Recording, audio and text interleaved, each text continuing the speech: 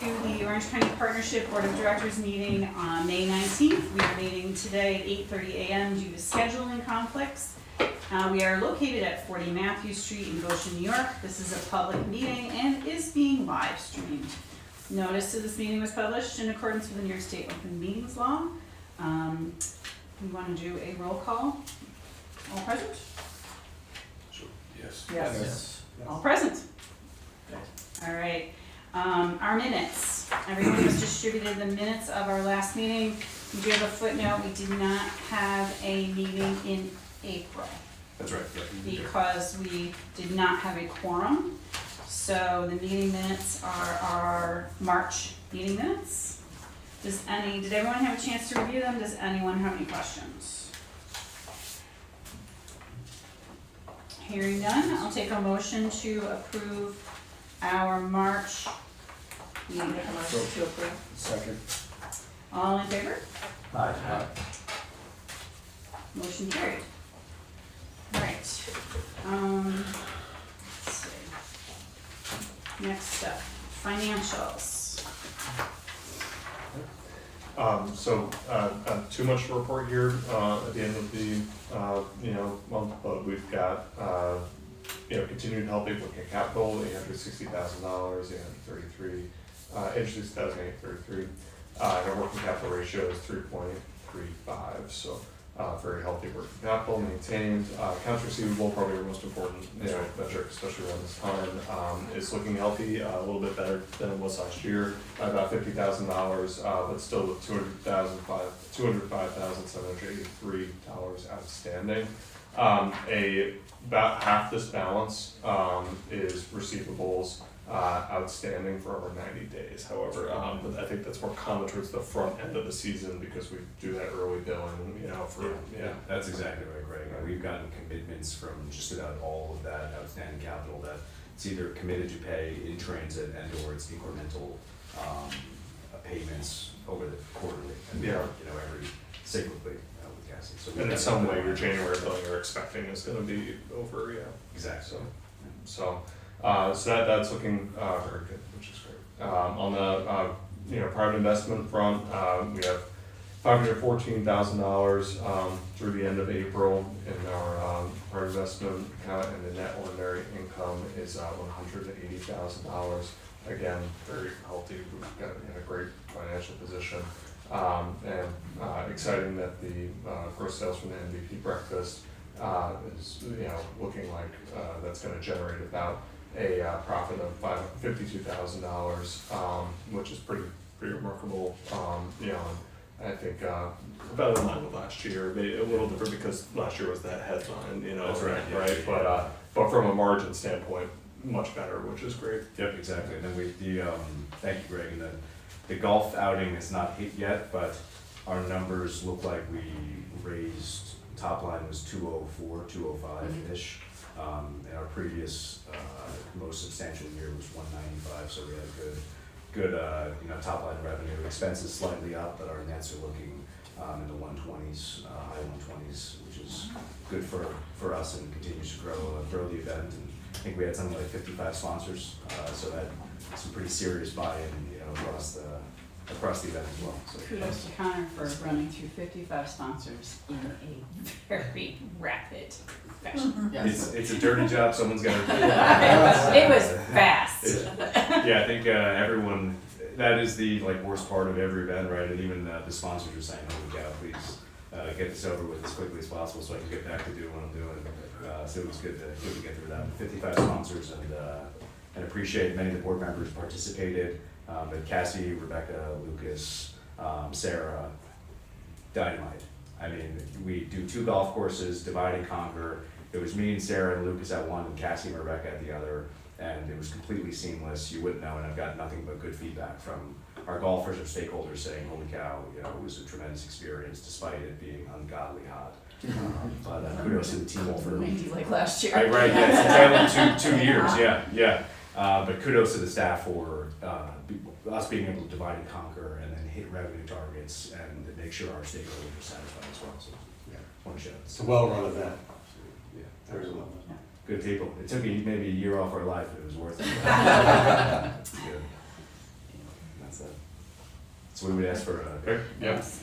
Do we have, is there anything else, Gregory? Nope. Okay, great. So we're looking really, really good. Financials, does anyone have any questions? If not, we will take a motion to approve the financials. Yeah. Take a motion to approve. A second? A second. All in favor? Aye. All right, our motion carried. Connor? well, thank you. Good to see everybody. Appreciate the audible on the meeting time, including I the long commute as we say from Melissa from Asia. So it was a busy month, but a good month. And traditionally, the summer months, as with most businesses, it tends to start to slow down. I think we're actually just ramping up this summer, and it's maybe a product of pent-up activity and pent-up capital that's looking to be freed. You can ask, Mike O'Connor and Ryan Hawthorne the velocity at which we're bugging you guys on projects, which is a good problem to have. But at a high level, where we've been is, I think next month or two, I wish Ryan were here, there's gonna be a commercial coming out for Central Hudson, which I'm in, representing economic development and the partnership we have with the utilities. So as soon as that's finished, I'll share it with the board. But that was a unique day. We did it at 700 South Street in the city of Newburgh, the new speculative building on a former DuPont chemical site. So it'll be a 30-second ad that highlights, how utilities play a role in job creation. So excited about that. We also went to the Select USA Summit out in DC, and that was the first time I had been to that, but we went with the state delegation, and it's the largest foreign direct investment conference in the United States. It's run by the Department of Commerce under the federal administration, and it's roughly 4,000 attendees, and every state pretty much has a booth. So I was there with the New York delegation, and it was interesting, the delegations that come through, the industry sectors you see. It was heavy in food and dairy, in pharma, and then microelectronics, just nonstop investors and companies coming to the booth. So we had around 20 meetings across pharma, food, and semiconductor supply chain companies looking to invest in the U.S. and or grow in the U.S. So it was somewhat of a last-minute decision, but it was time well spent. We have coming out of that, roughly 4 or 5 prospects that we're working with on site selection now that Lucas is probably finishing up some RFP work. Came back from DC. We had the president of the Federal Reserve Bank of New York join us for a business roundtable, which was interesting, and that spawned from when we had Kartik at our MVP breakfast last year, or investor breakfast rather. They wanted to come back and kind of get a pulse on the region again, so many of the folks around the table were able to make it, which was great. And the feedback we got was, I think they were looking to understand labor pressures, energy pressures, in this really unique area of the state. So our business voice was helpful, and then they ended up spending the rest of the day with the nonprofit sector. They stopped at some tourism destinations. They spent time with Padded for Progress at the very end of the day. So we had a full Hudson Valley day. I would appreciate folks around this table joining us. And then we also ended up doing, and with Sarah, we're doing this, we're calling it Sites in 60 Seconds. So tailored, targeted marketing, video marketing for our top sites and building assets across Orange County in a way to kind of reach decision makers in a different way than just traditionally, you post a flyer of a site or a building, and then it's out there and you're hoping to get a nibble on the line. For this, Sarah is able to make these 60-second videos on site to which we can tailor in specific markets across the United States, so northern New Jersey, North Carolina. So we drop those videos in those markets. So we've seen great engagement on that, but also growing our broker relationship across the country with reactions and folks reaching out to partnerships. So Sarah's been driving that really well. We also cut the ribbon on Polycraft Industries in the city of Middletown, which was great because it was certainly a longer project. But I think just phase 1 of what will be 3 phases, they'll soon break ground on a 60,000 square foot manufacturing expansion and then likely buy an existing building to expand their headquarters. But what they're doing is they're printing and manufacturing plastic bags and food pouches, so to speak. So everything from Jelly Belly jelly bean pouches to certain mattress wraps to increasingly like dog food, especially glossy bags that they're all making. And they'll employ 120-ish folks manufacturing these bags at an average wage of $62,000 a year. So you've got some well-paying manufacturing jobs and semi-substantial power user. I know Mike was with us on that one, so appreciate that. Gray hairs were had, no doubt, and more to come. And then we ended up, I was the keynote at Karasi Real Estate's annual mixer. It was myself, the county executive, zoomed in from military service as well, and just gave an update on the market and leasing activity, investment activity. And then to kick it off before the golf outing, Lucas and I were down at SIOR, which is the Society of Office and Industrial Real Estate Professionals. Their meeting, their membership meeting down in Manhattan, where we did a presentation on the Hudson Valley, the industrial market, which is a good venue for us. We always like to go and see the prospects where they're at and not just rely on them to call or take a day to come up to the Hudson Valley, so we go down to them. And we ended up meeting 5 or 6 brokers who we had not worked with, who probably had not really been thinking about the Hudson Valley, right? They're institutional Jersey brokers who are just thinking about Exit 8A and the Turnpike, and they have these big requirements, and Jersey's land district, so they are not thinking about New York, or maybe if they are, it's Westchester and Rockland, not the next step up. So we ended up meeting again 5 or 6 brokers who have active requirements who are saying, okay, if you can accommodate 300, 400, 500,000 square feet, something we're struggling to do down in northern Jersey, we should talk. So again, Lucas is on that. And then we ended with our golf outing. So it was a fun and busy run, but good things going on.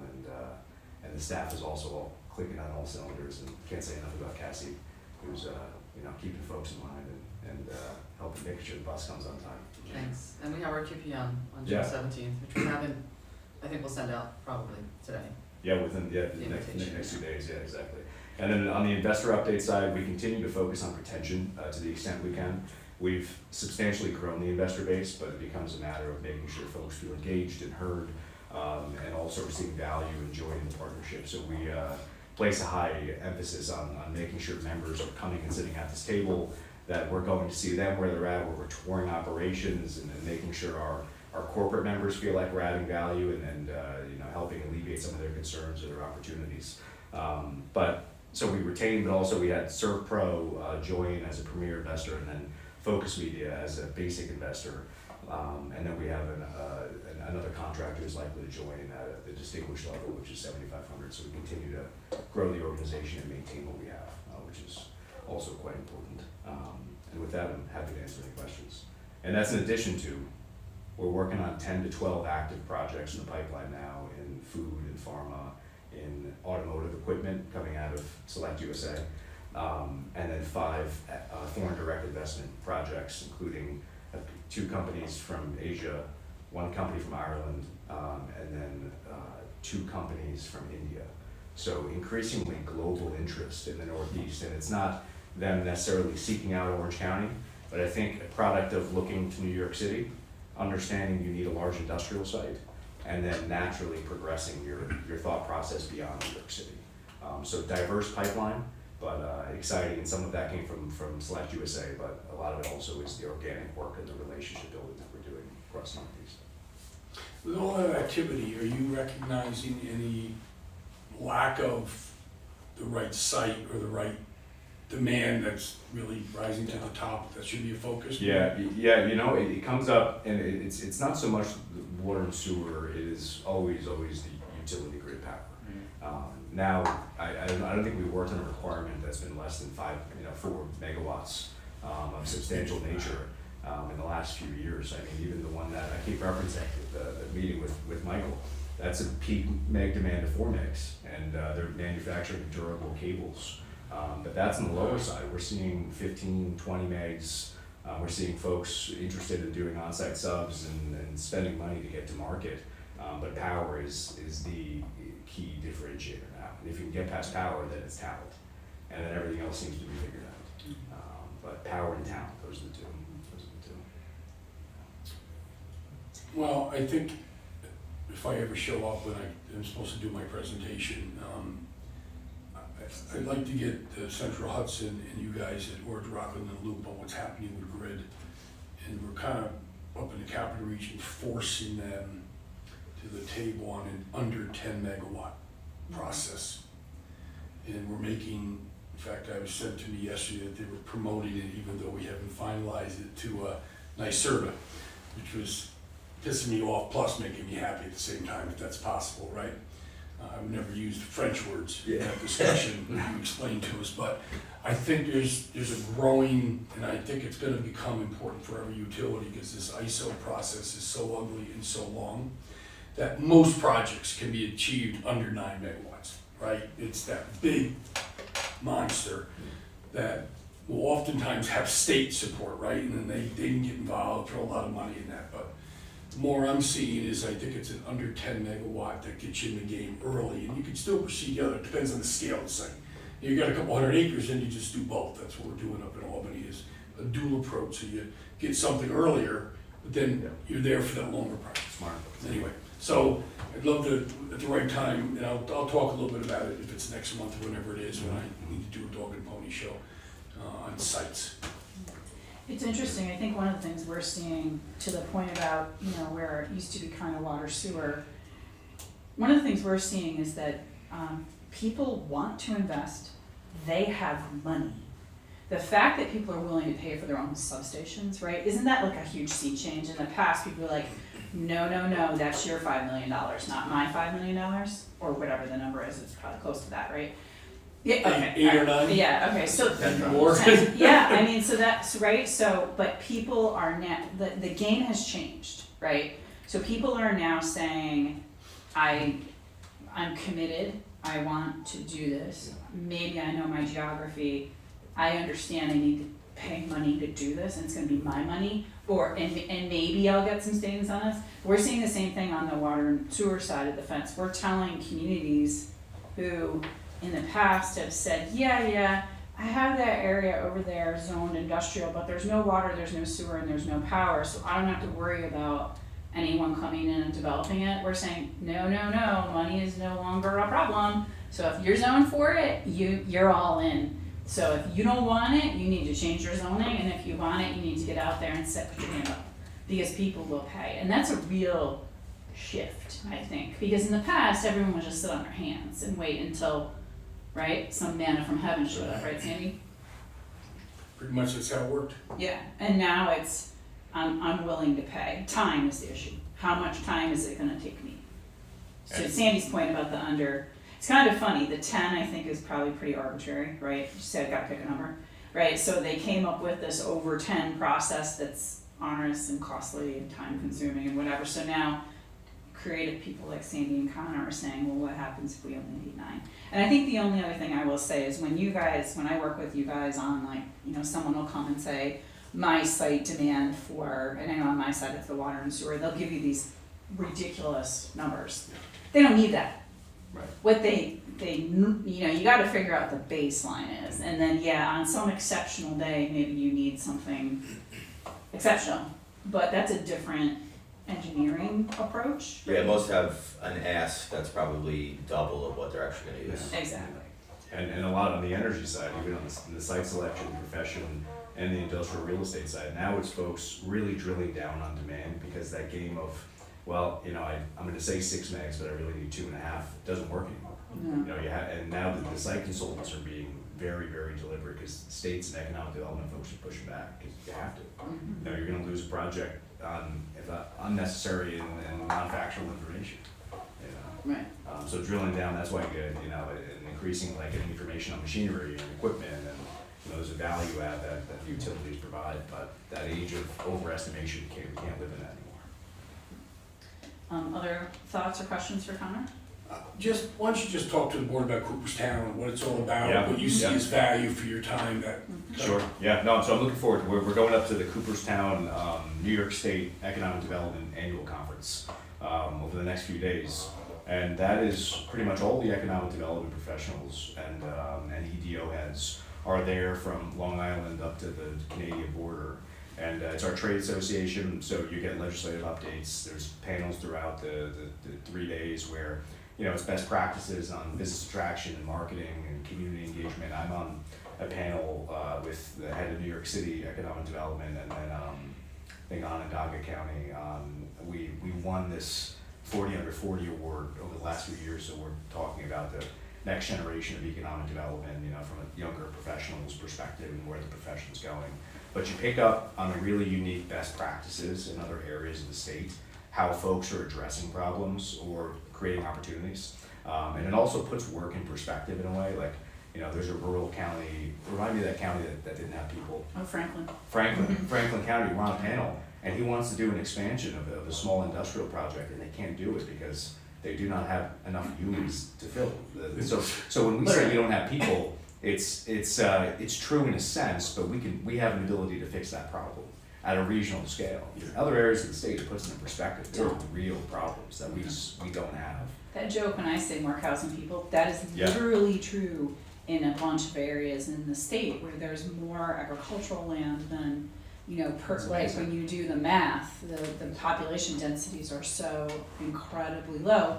Some of them, and I think that might be why we're seeing so much interest in food and beverage, because agriculture in New York State is really, really strong and continues to be really strong. So that's a value proposition, but in some of these areas where you have literally nothing, it's really hard. It puts it in perspective for sure. And in addition to that, it's good relationship building across the state. The state partners will be there at Empire State Development, utilities.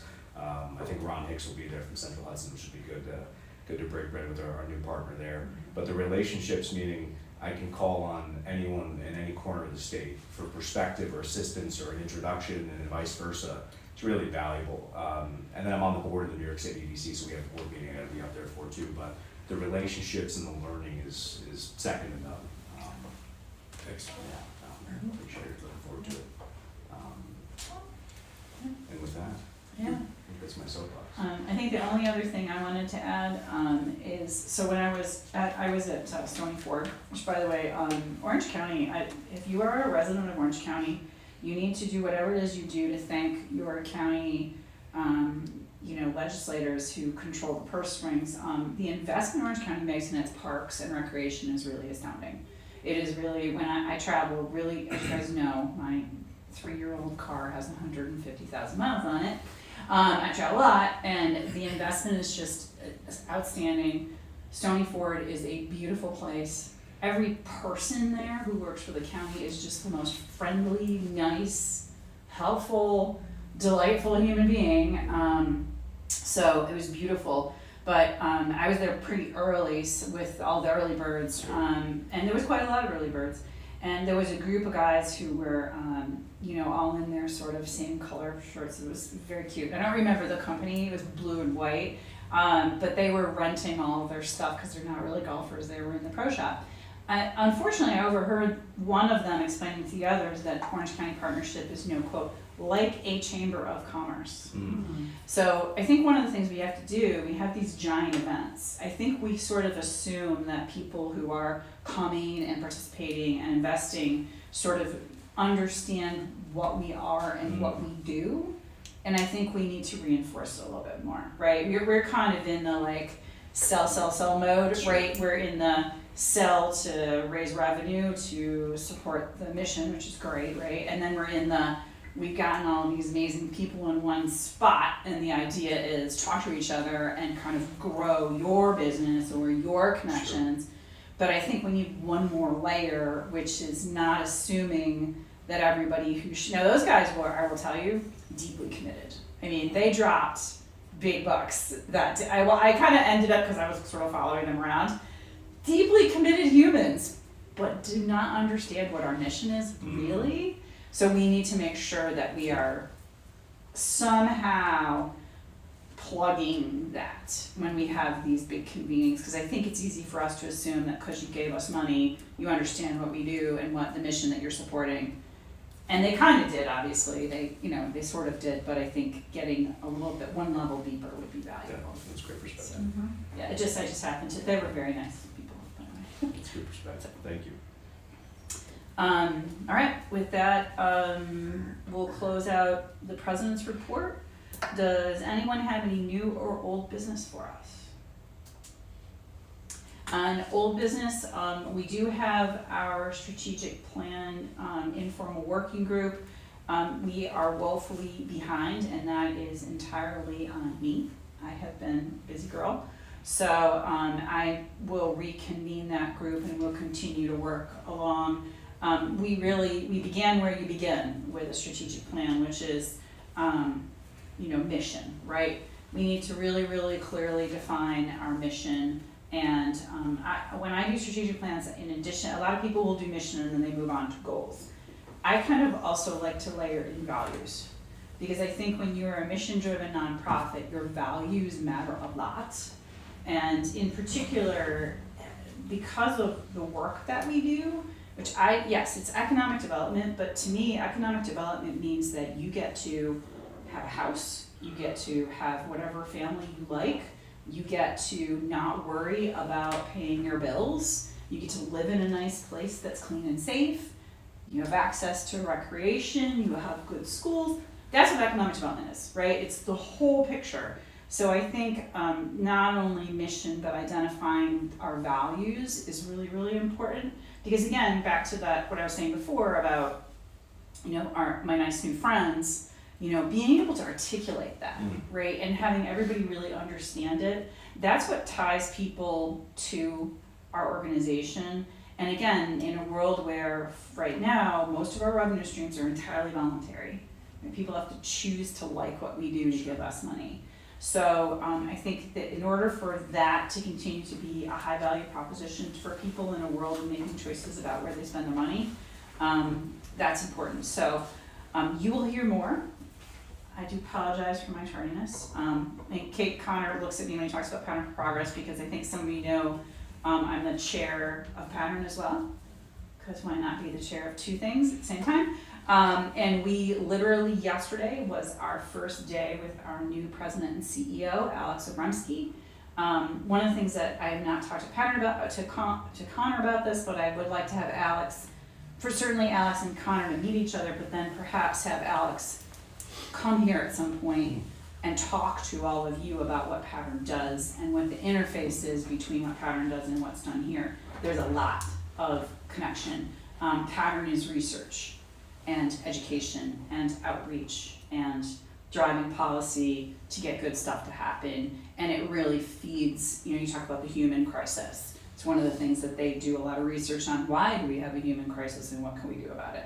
Those kinds of things. So that was a lot of my time earlier this year to get a new president and CEO over there, because I led that search process, which was wonderful. But I'm very excited to have Alex on board and getting started. So. All right. Beautiful. Are we on to industry? Yes, indeed. Very excited about this. I'm gonna Industry update? grab a cup of coffee really quick. Executive session, okay. No, you got it. So I'll talk a little bit, it'll go to what Sandy was talking about too with the 10 megawatt situation. So all of our large load projects go through almost 2 workflows depending on what they're asking for, right? So how the journey usually starts, and especially in Orange County with all the great work that Connor does, is normally the projects usually start out with an application, right? Sometimes it'll be a cold drop application where we will get all their information through our external system that will then go straight to a project manager. In places like Orange County, with the help of Connor, we usually have pre-application meetings where the customer will come, tell us a site that they have and what they're actually looking for, right?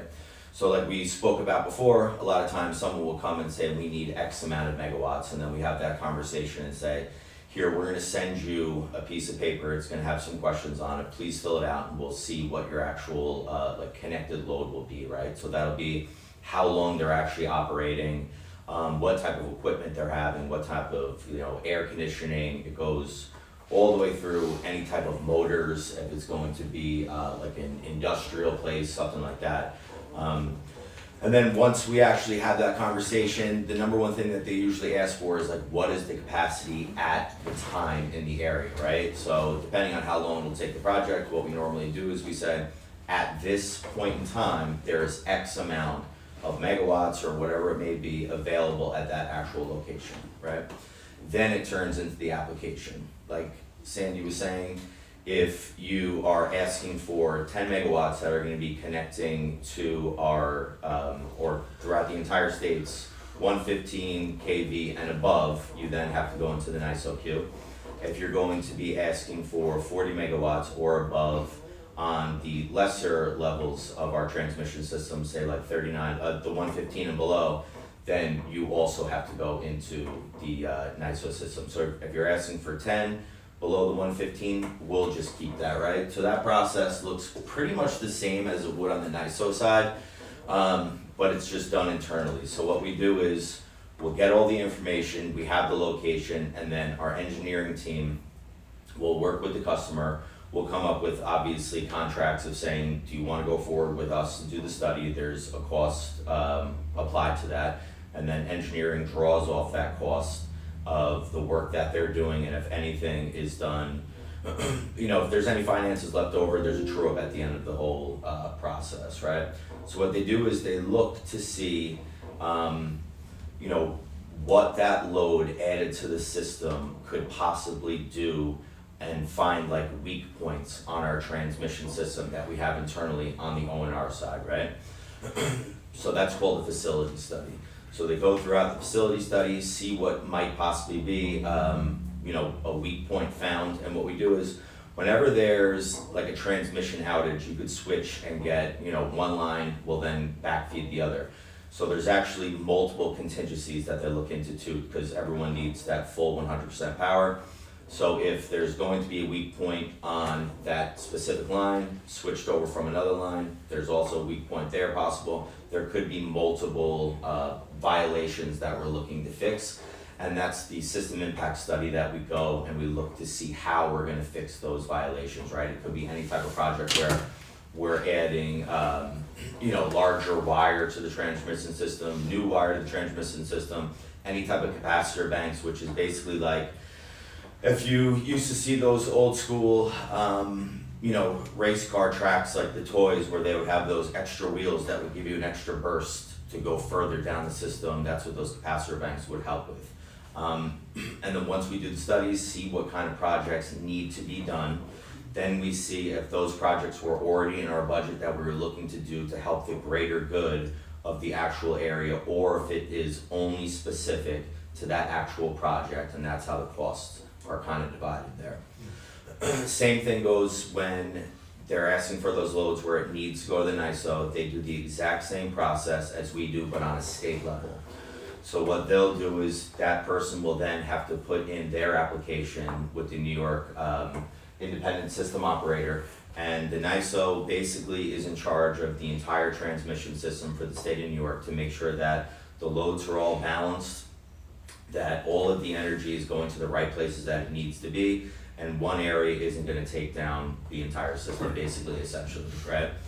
So that customer will go in the queue, they will wait inside of that queue until the NISO is able to look at it, and then they will do the exact same process that we do, but on the grandiose scale of the entire state, to see if those large loads that are added to the system are going to have any violations throughout the entire state. And that, you do see that sometimes, so that makes it harder for the utilities, where if, let's say we have a project going on in Orange County and one of the violations we find maybe all the way up around the Albany area, that's when you have to get involved with the other utilities and kind of work out a plan of how you're going to do that, right?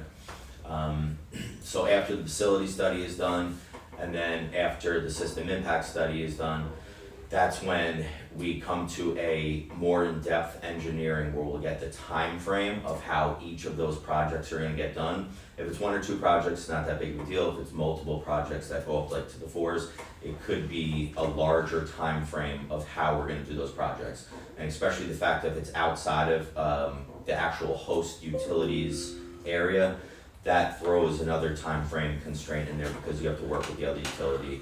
But a lot of times, you know, industry-wide, everyone kind of knows each other, so if it's a greater good help, obviously, you know, everyone is on board to do that, but there's a possibility that could be one of the, you know, time constraints that's held up.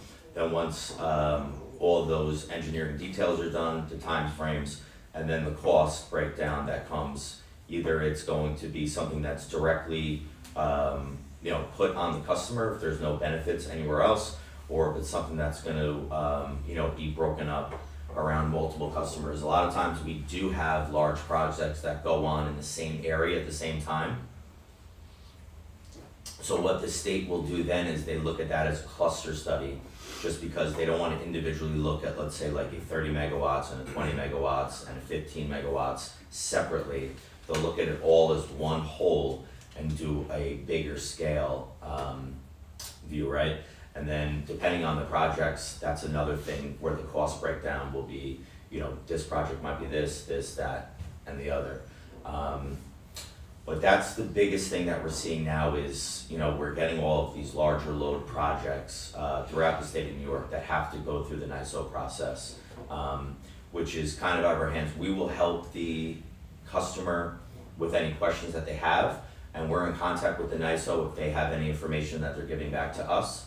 But once the NYSO portion is done, it comes back in our hands. We have the detailed engineering designs and the timeframes, set up the contracts with customers if they do want to go forward, and then we go from there.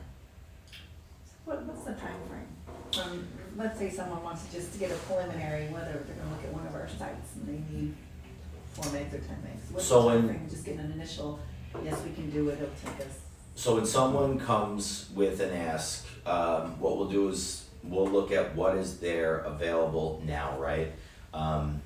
If it meets their need, it does. If it doesn't, then we'll ask them to put an application in, because we have to do that engineering study to see how long it's gonna take for us to give them that load. Depending on where it is and what they're asking for, it could be between 3 months to 2 years. It really depends on how the process goes. So you're looking at multiple projects, 2 megs, 4 megs, you're gonna get a couple 10, 20 megs. At what point there's not enough power? Where are we? Yeah, where are we? That would be, so it wouldn't be there's not enough power, it'd be how long it would take to get the power. Okay. Important power? Yeah, right now it's not a thing of it not being there ever, it would just be, it could be 10 years from now where we'll be able to bring it. And is that a really all generation depends. or transmission or both? We go up transmission, because we don't generate any power. Right. The NYSO would look at that portion, Right. if it was a large substantial load. And sustained, right? So Yeah. not like, okay. And a lot of the times, like Connor was saying, the loads that people ask for are higher than they would be if you're an operation that's a 24/7 operation that doesn't stop ever. That's a big difference from someone that's only like a 7 to 3 or, Right. I mean, that's one of the challenges. I know we do, about 20% of our work is industrial. And one of the challenges we have with our industrial partners, particularly when they're doing a new facility, right? If it's one thing, they have a facility and maybe they're doing upgrades or whatever, when they're doing a new, they're either taking over somebody else's or doing a new facility, getting them to give us detailed information about equipment, right? Process, right? Like, are you a campaign batch process? What's your campaign look like? Does it last for a week? Yeah. 2 weeks? Does it, what's the downtime between campaigns, which will all drive things like how much water do you need, how much sewer, what's your demand, how much power do you need at a particular time? Getting them to tell us that is really hard. And I don't know, do you find that as well, and what's the solution? Because it's very frustrating. They come to you, they want help, and then you're trying to help and they can't answer any of your questions. Even the ask, we get people sometimes who won't even have a specific ask. They'll just say, what can you give us? And that's not really what we're there for. We want you to tell us what you need, and then we go to see how we can serve it. But you're right, when they are looking at facilities, seems like we have an idea, right? We don't know how long our idea is going to take to come to fruition, so we might want to start off small. And they never want to give you the small part of what they're going to be using and what they're going to be ramping up to.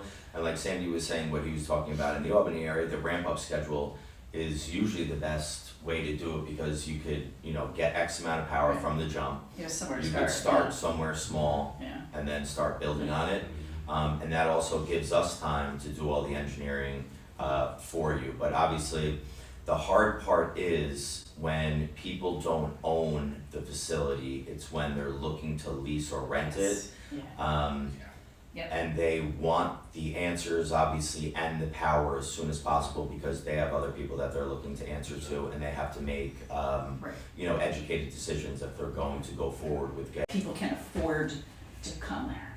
And then once they have people there, they sort of trap them by overpaying them for the marketplace, so they really can't leave, which is a little unfair. But their challenge seems to be that they don't want to do the engineering investment on the IE side, on the industrial engineering side, to figure all this stuff out, to tell us and the power company exactly what they need for this expansion that they Yeah. want to do. Mm. They want to know. They want you to get out your crystal ball and tell them what it's gonna cost to get them the power and get them the water before they do the industrial engineering, before they're willing to invest in their internal industrial engineering process to be able to give you things like how many motors you're gonna have, how much horsepower, how many runtime hours, all of the things that you would need, or like, so when you're expanding, what is the nature of this expansion? What are you gonna be doing? We know your internal process now. Are you adding something new, just making more of what you make?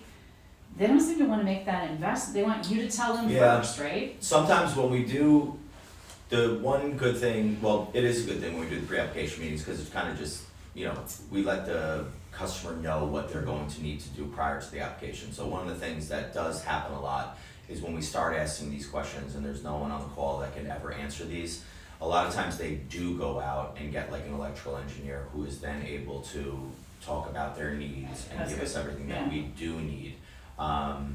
So we do see that as well, but most of the time, after the meeting, they do pivot and have someone that's able to give us those answers, because it's not like that crazy of an engineering dig, you just need someone who knows the industry that's able to give those true numbers, and that's when you actually then fall to the actual number that they really need, not just what they think they need.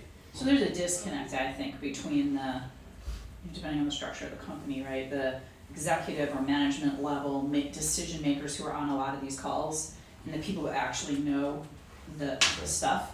Because the people who know stuff are always there someplace, they're just hiding in the background. Mm. And getting them to the forefront of these questions, because that gets to time. We get a lot of people who complain about the time, Oh, yeah. but it's like you not Yeah, we don't have the engaging your information. technical staff early enough is part of the time problem, Yeah. right? And in a time when power is probably the most important currency between both Mike and Ryan, but I mean, this guy Mike has helped us land tremendous projects just by being responsive to the prospect. Even if you don't have the answer today, the responsiveness is in part what a lot of these prospects look for, just to know that the process, the wheels are turning. And Orange County is booming. It's just the amount of growth that's going on in Orange County is incredible. Not only in the industrial side, but in housing markets as well. It's just, I feel like every time I turn around, there's, a new subdivision that's popping up somewhere. What do you, So- oh, sorry.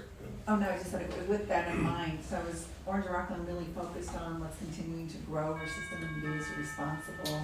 So they do, on a yearly basis, they look at what the, potential load growth would be throughout the entire territory, not specific project based, but just what we've seen in the past and how everything is growing.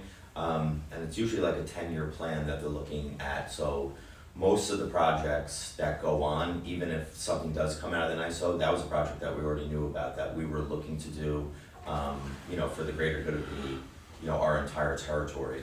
So that's kind of helpful that our engineering obviously does that. We're not just waiting around to say, we'll see what the next large customer is and then we'll work, because then we would be completely behind the ball and wouldn't be able to deliver in, any type of time frame that would be, helpful to whatever, if it's, a subdivision that's going in for housing or any type of industrial.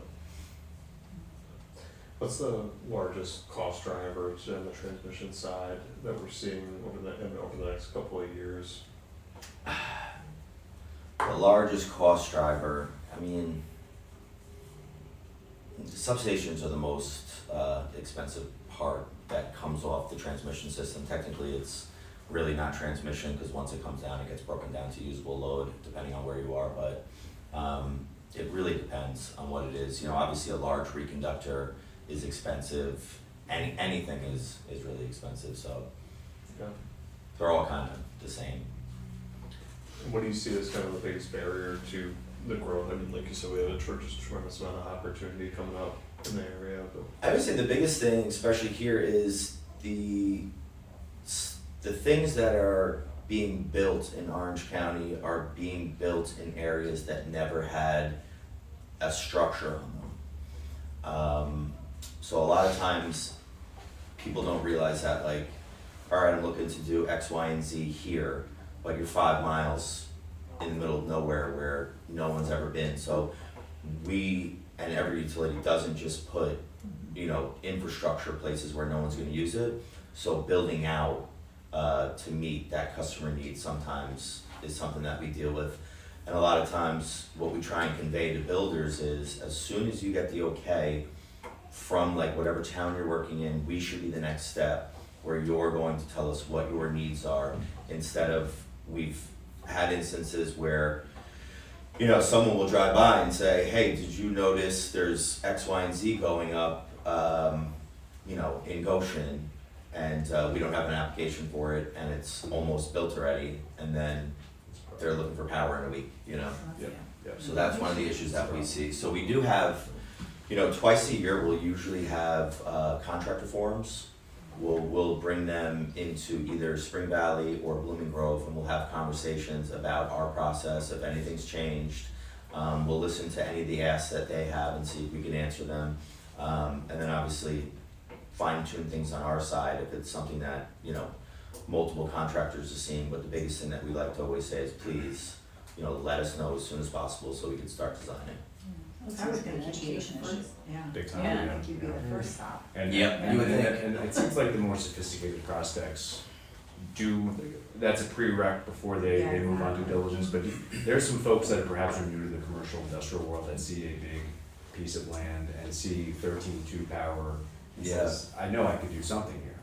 And then they don't understand there's no capacity, and it's like residential grade power, you know? And every prospect, even the warehouses now, need 2-3 megs, you know, with the automation and the MHE. And, so the job's not getting easier, but it's good to have the, you know, the engagement every step of the way.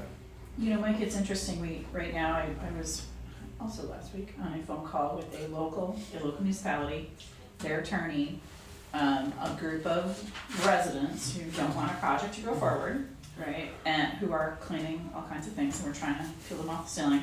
But one of the things that's been going on there, and so maybe, and I know you talk to contractors, and I don't know whose role this is, but this particular entity, which is a known entity, has site plan applications pending before a local planning board that represent future infrastructure that doesn't exist, and that they have not, you know, approached anyone to get power, water, or sewer. They just are saying, give me an approval, you know, on this sort of fairy tale, and then I'll go do the work, right? And I think it's because their MO is to get a approved site and then flip it to somebody else and say, this is now your problem, right? So the challenge is, and the residents group brought this up, is saying, you know, this is not legitimate, right? This is not, so there needs to be some additional education. I think the contractors is a great place for you guys to be, but we need to have some additional education, and maybe it's not, you know, we can't, it's really hard to get all the developers together and do, right? But maybe it's planning boards to say, listen, if you have an application that comes in and you know the utility side is fairy tale, you need to say it's an incomplete application and don't put it on an agenda, right? Like, cause you gotta kind of force their hand. Cause otherwise you just end up in this circumstance where you get, like we see people recently in Sullivan County, we just did a countywide water and sewer analysis. And one of the things they wanted to know was how many units are on the books. Well, there's a ton. I mean, like, it's not your area, but there's thousands and thousands on the book, quote unquote, on the books, meaning been approved. How many are real? A lot of them are greenfield, out in the middle of nowhere, where there's no water, no sewer, no power. So they're not legitimate. So you could look and say there's gonna be, Southern County's population is gonna go from whatever it is today to some massive number, except, to your point, it's not real. And then for safety reasons, for us at least, like, we don't put our facilities in until sewer, water, and curb lines are put in. Yeah. Just cause, you know, if we do put ours underground and then a yeah. water main goes there, Absolutely. most of the times we, A, have to move, and then B, not wanting anyone to hit it, you know, Yeah. so. Yeah, we've done a lot with Central Hudson where we know we're doing a sewer and we know they want to extend in an area, and we approach them and we say, let's do this together, because we can do sewer and they can follow in the same trench with gas, particularly with natural gas. And then we split the cost of restoration. It saves everybody a ton of money, and you get a lot of utility extended, and you don't have to worry about those conflicts, because everybody's got the same set of plans, everybody's working off the same set of plans. You know, that's a real added bonus, that when we're doing green, we try to get people to do that coordination, to be like, get it all at the same time. Don't wait. Well, Mike, Yes. Excellent. Can I say something when we overdo our time? no, please, sorry. I've been quiet, waiting for my turn. I just wanted to compliment you, Mike. It's, my experiences of the utilities have not been as forthcoming as you were, just factual, tell the truth, dude, so thank you for that. That was incredibly helpful. Really nice job. Does that on every call we No, have. I don't know, you know, the black curtain comes up, right? They just, I hit the wall, they stop talking, and they think that's gonna be better for them, but it's not. It's just sheer honesty, and tell it the way it is, and then you gotta figure out a strategy as a partner. And to your point about when you should be brought in, the old days, utilities are the last one, and it's gotta be at the front end. When you start the GEIS, you should be treated as every other infrastructure. So I love what you said. Thank you for that. Thank you. Yeah, so, Excellent. Alright, executive session? briefly. Okay. We will have a brief executive session today to discuss financial credit for employment of particular persons, or the proposed sale or lease of real property, because publicity can substantially affect the value thereof. Do I have any motion to move into executive session? Second? All in favor? Aye. All right, we are in executive session. Thank you. Give us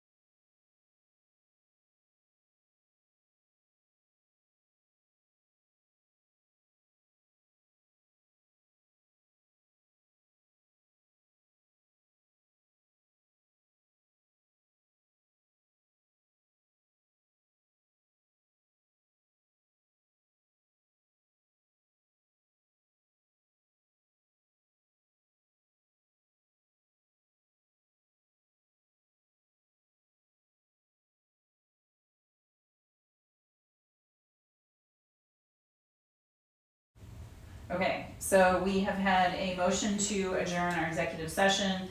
No decisions were made in that executive session, so no action needs to be reported. I will take a motion to close our meeting. So moved. Second. All in favor? Aye.